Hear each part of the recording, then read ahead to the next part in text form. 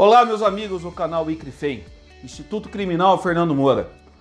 Continuando o nosso projeto de parte geral, hoje nós vamos falar sobre conduta dolosa. Mas antes disso, os senhores devem estar se perguntando por que eu estou de óculos escuros. Não apanhei, mas eu estou aí com uma inflamação na minha vista e aí eu sou obrigado a usar os óculos escuros. Então, eu peço desculpas aos meus colegas que estão aí, mas a vida não para e eu tenho que gravar, eu tenho que continuar a vida. Tá aí uma explicação por que eu estou de óculos escuros, tá ok? Então vamos lá. E no final da aula de hoje, eu vou falar sobre algumas questões que enviaram para mim sobre júri e sobre execução da pena. Então, vamos falar um pouco de conduta dolosa, tá? O dolo está dentro da conduta. A conduta está dentro do fato típico. Nós vamos ter uma aula sobre teoria do crime. Mas só para adiantar, nós temos aí o conceito de crime. Pela teoria finalista, crime é fato típico, antijurídico e culpável. Pela teoria tripartida, ou crime é fato típico e antijurídico. Pela teoria bipartida. Ambas, teoria finalista da ação. O dolo, ele está dentro do fato típico. O fato típico tem conduta, nexo de causalidade, tem a tipicidade e dentro da conduta nós temos o dolo e nós temos a culpa. Então, o que nós vamos aprender agora? Em que momento aquela conduta é uma conduta dolosa, tá? Exatamente aí que nós vamos nos ater hoje. Na próxima aula nós vamos nos ater sobre conduta culposa, tá? Conduta dolosa. O Código Penal, aonde ele fala da conduta dolosa? Ele fala lá no artigo 18 do Código Penal. Estou com um pouco de dificuldade de ler, mas eu consigo. Crime doloso.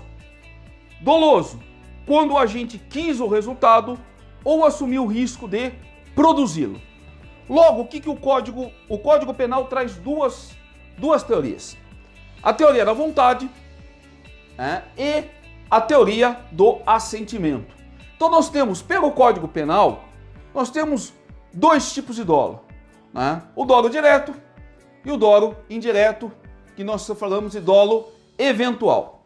Então nós vamos explicar o primeiro tipo de dolo, que é o dolo direto, que é a teoria da vontade. Senhores, o dolo, ele está no psicológico da pessoa, ele está aqui dentro, ó, exatamente aqui dentro. Por isso que muitas vezes, num caso concreto, num tribunal do júri ou num caso criminal concreto, é muito difícil, muitas vezes, você verificar se a pessoa agiu com dolo ou não. Então, muitas vezes isso fica numa zona cinzenta. Mas muitas vezes não. Muitas vezes o dolo fica visível, fica claro e não há o que discutir. Mas o dolo é algo volitivo, é algo psicológico da pessoa. E o primeiro tipo de dolo é o dolo da vontade, do querer, que eu quero fazer. Não há dúvida. Eu vou dar um exemplo. Eu pego aqui a minha espada, tá aqui minha espada, e faço assim, ó. Por que eu bati aqui? Resposta, porque eu quis. Isso é dolo. Isso é dolo, tá? Essa é a resposta. Esse é o dolo direto. O dolo direto, não há discussão. É teoria da vontade.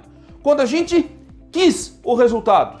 Então, ele deu lá 5 tiros numa pessoa.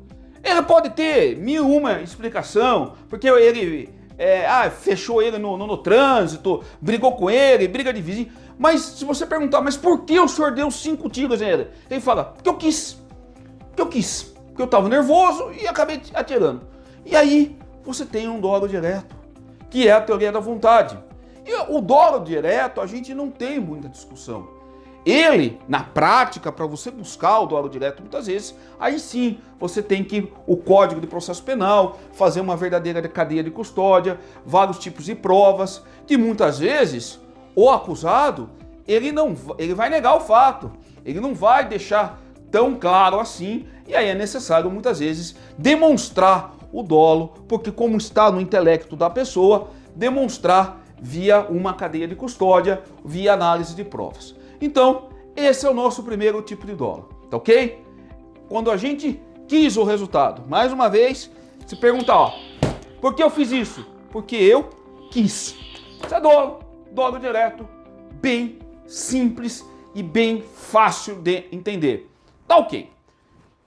Já o segundo tipo de dolo, que nós chamamos de dolo indireto, ou dolo eventual, isso requer um pouco mais de cuidado, um pouco mais de explicação. O dolo eventual, ele segue a teoria do assentimento. O que é o dolo eventual? Eu vou ler para vocês o finalzinho do artigo 18. Tá aqui. Disse o crime quando a gente quis o resultado, dolo direto, ou assumiu o risco de produzi-lo, dolo eventual ou dolo indireto. O que é isso? Quando você vai para uma conduta extremamente, algo extremo, veja só, não é imprudência, é algo extremo, que sai do homem médio, que sai da média social. Quando você vai para algo super extremo, no momento que você está lá no extremo, você sabe e tem a previsão, se ocorrer alguma coisa, você está lá no extremo, eu estou no extremo, estou aqui no extremo, eu não me importo se ocorrer alguma coisa, eu não me importo com o resultado. Então eu vou dar um exemplo para os senhores. Eu estou dirigindo o meu carro e eu estou vendo um sinal vermelho. Eu acelero o meu carro e eu vejo uma velhinha andando na faixa de pedestre. Só que eu não estou nem aí para a velhinha. E eu acelero ainda mais o meu carro. Por quê? Porque eu não estou nem aí com ela. O que eu quero é ganhar o racha. O que eu quero é ganhar a corrida. O que eu quero é passar no sinal vermelho. Se eu vou atropelar a velhinha, eu não estou nem um pouco preocupado com o resultado. Então, dolo eventual, quando ele vai para algo extremo, que não é uma imprudência, tá? A imprudência nós vamos falar de atitude do homem médio, mas quando ele vai para algo extremo, lá quando ele estiver em algo extremo, ele começa a ter um outro raciocínio. Tudo o que acontecer lá no extremo, ele assume o risco e não se importa com o resultado. Então grave uma coisa que é importante os senhores gravarem. O dolo eventual, ele assume o risco e não se importa com o resultado. Por que eu estou batendo nessa tecla? Porque nós temos a chamada culpa consciente, que é a matéria da nossa próxima aula, que nós vamos diferenciar o dolo eventual e da culpa consciente, que são extremamente, parecidos, não são iguais. Mas no dia a dia técnico, num tribunal do júri, no nosso dia a dia, principalmente no tribunal do júri, o dolo eventual e a culpa consciente, elas são teses que entram em rota de colisão. Por quê? Porque está no intelecto da pessoa. É muito difícil você trazer isso do intelecto dela por fato concreto. É extremamente difícil. E é por isso que isso geralmente causa dúvida e causa muitas vezes certas estranhezas.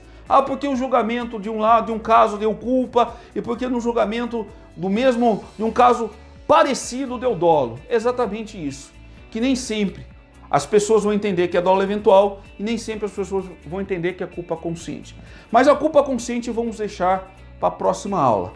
O que de uma maneira bem objetiva você tem que saber? O dolo direto é a teoria da vontade e o dolo eventual é a teoria do assentimento. O dolo eventual você assume o risco e não se importa com o resultado. Você vai para uma conduta extrema, lá no momento que estiver com uma conduta extrema, que não é imprudência, tá? Imprudência é culpa. Então você assume o risco lá, você assume toda a responsabilidade, assume toda a responsabilidade e não se importa do resultado. Então, tá aí o nosso dolo eventual, que é uma conduta dolosa, que está dentro do fato típico, mas eu ainda não expliquei o que é crime. Não esqueçam que eu estou ainda na conduta dolosa. Posteriormente vamos explicar a conduta culposa, o nexo de causalidade, e aí nós vamos entrar aí, fazer aí o fato típico, antijurídico e culpável para vocês de uma maneira simples. Tudo bem?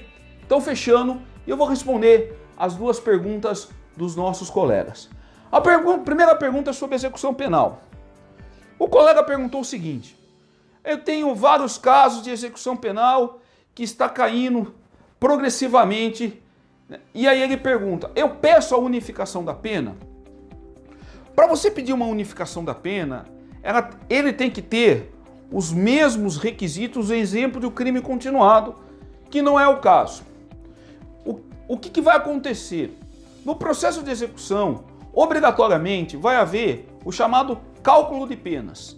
E nesse cálculo de penas, todas as condutas deles vão ser somadas e aí vai fazer, né, se é 1/6 se não for crime hediondo, ou 2/5 se for crime hediondo, e vai fazer uma linha para a sua execução penal para fins e benefícios. Então o que eu aconselho o colega? Vá no cálculo de pena e no cálculo de pena vai ter a somatória de todos esses crimes já. E aí você vai ver qual é o tempo que ele vai ficar exatamente para ele ir por semiaberto e qual é o tempo que ele vai ficar para ele ir por regime aberto, tá ok? Então não há necessidade de pedir a unificação de pena, até porque a unificação de pena não é isso. A unificação de pena, ele ia responder com um crime e ia ter um aumento de pena, né, em relação à unificação, que é os mesmos moldes do crime continuado. Já em relação à nossa outra colega, ela fez uma pergunta, ela acabou de se formar, ela falou o seguinte: professor, como que eu posso iniciar num júri, num tribunal do júri? Como que eu posso ser uma tribuna de júri? Pois bem, primeiro de tudo, muita dedicação. Segundo, muita lealdade, muita humildade. Eu acho que esses 3 pontos é essencial: dedicação, lealdade e humildade. Pois aí, na dedicação, eu sugiro que a colega, existem bons cursos de tribunal do júri, com excelentes tribunos extremamente gabaritados, tá? Eu vou fazer o meu curso de tribunal do júri no ano que vem, eu vou ter um curso de tribunal do júri que vai começar o ano que vem. Para todos que estejam aí assistindo o ano que vem, não percam, que nós vamos começar o nosso curso de júri, prática de júri, tá? Eu já estou até falando, o tribunal do júri, o que não está nos livros. Nós vamos ter uma prática de tribunal do júri, vamos fazer um curso presencial de tribunal do júri o ano que vem.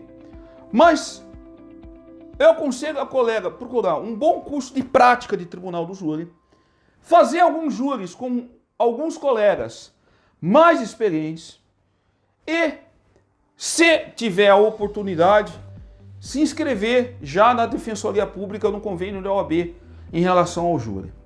Estudar muito e ter muita coragem e ter muita humildade, porque eu estou há 20 anos fazendo júri e mesmo assim, sempre o outro júri que eu vou fazer, eu ainda sinto aquele frio na barriga.